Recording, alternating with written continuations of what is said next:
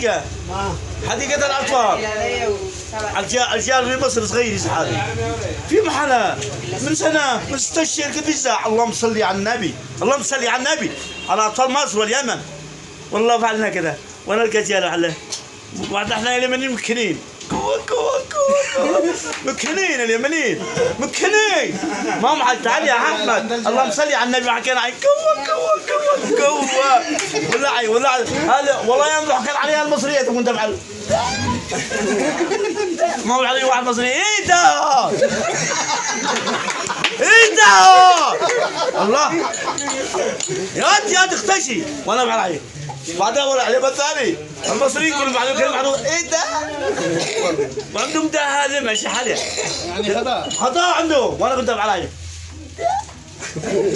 ايش الحاله دي؟ بعدها كنت العب الشهر واحد كنت انزل الكره عليهم ويحسيب الكره يا تسيب الكره. قلت الله احنا يمنيين من الحوطه احنا ما نصابش ما قال ايه يمني ويا الله احنا اخويا.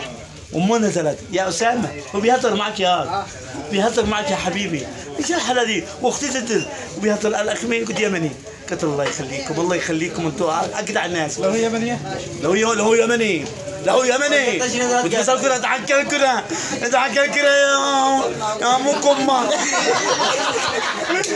اتحكى كذا يا اخي عيب واش امتك العرابكم مع الله وعم وجدتك شويه مسيبين يا محمد وهذاك يجي اشوف ولا ما واحد ضفحك اسفل الكره. العلم نعمه احنا ما احنا معلمين ولا احنا اخوان العيال والله اقسم بالله ما وكل.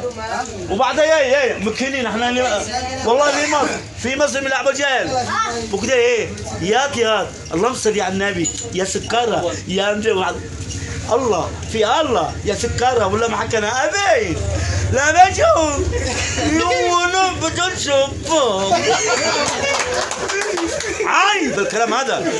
وليش الشعب اليمني كله عري لا من هذا ولا لا تسقم حد يسقم هذا والله يعيب والله ظلم.